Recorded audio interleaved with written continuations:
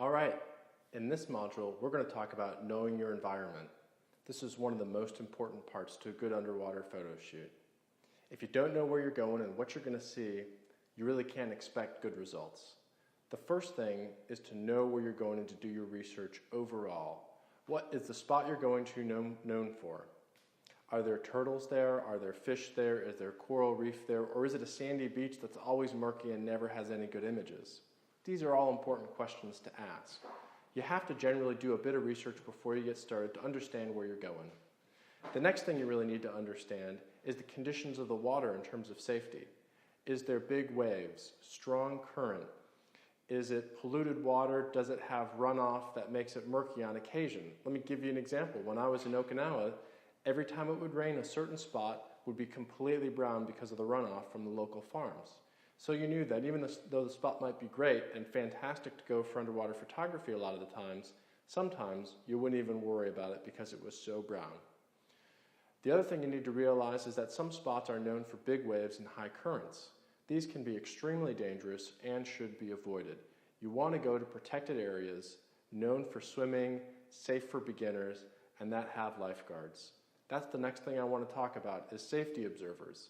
Is your spot regularly manned with lifeguards? What are the hours of those lifeguards? Are they there and present? You always want to make sure that you've got somebody watching you. And we'll get into that, but another part of having somebody watch you is having someone in the water that you're watching and that's watching with you. A dive buddy, if you will, even if you're not diving, even if you're just snorkeling or wading in the water. The next thing you want to know about your environment is the water itself.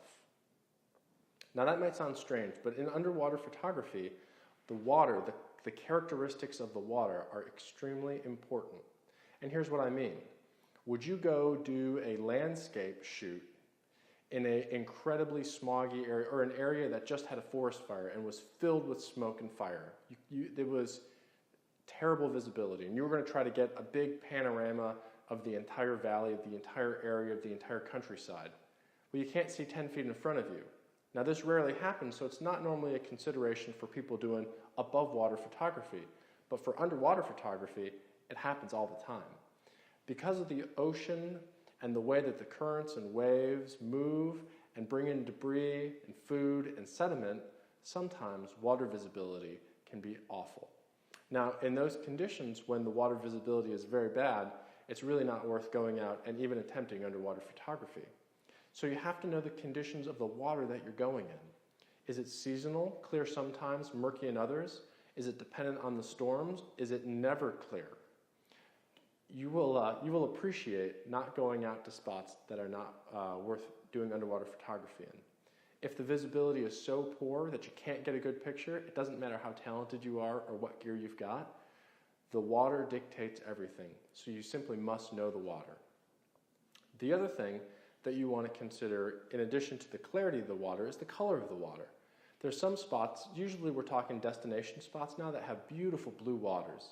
One of my favorite spots that I've been to was Palau, and the water was so crystal clear and blue, and there was so much wildlife. Now, like I talked about Okinawa before, Okinawa's got wonderful wildlife also in some amazing spots, but it doesn't have that same kind of blue water. It's got fantastic wildlife though. So there's different, and Yap. I went to Yap one time, and wow, let me tell you what, the rays out there are fantastic, but the water can be turbid. It can be very difficult. So it's a seasonal sort of thing again. Now, those are all a couple examples, and those are the questions that you should be asking before you ever get in the water, which is one of the reasons I always suggest if you're unfamiliar with an area, get someone who can be your guide, someone who knows the area and is familiar with all these things I'm talking about so you don't make those mistakes of going out and wasting 3 hours of your time getting in the water when it's not worth going out. So, I hope that helps you understand a little bit of how you can think ahead about the environment you're going to go in, pick the right conditions so that you will find the right animals underwater, the right water conditions, the right clarity and colors that you're looking for, as well as being safe. Now, one final thing I'll mention is jellyfish. There are certain times of the year when jellyfish are worse than others, so please look into that because jellyfish stings are extremely painful, and depending on what jellyfish you encounter, can be very serious. These are oftentimes linked to when the moon, the phases of the moon, the tides and the moons. So again, having someone familiar with all these things can really help. And the other thing is simply, when you arrive at your location, to look for signs warning you about jellyfish. Now, there's a lot of concerns underwater about sharks, and there are shark attacks, but I will say that there are not many shark deaths compared to the number of deaths from bee stings or from car accidents, which sounds funny, but generally, unless you're going to an area that's known for sharks, they aren't your biggest concern. I'd be more worried about jellyfish, currents, and waves, because the water can be very dangerous. And so I want you to be aware of all these things. One of the best things that you can do when you've arrived at your location is to talk to one of the lifeguards on duty so that you can get a sense of what the water's up to and the safety of the area that you're in.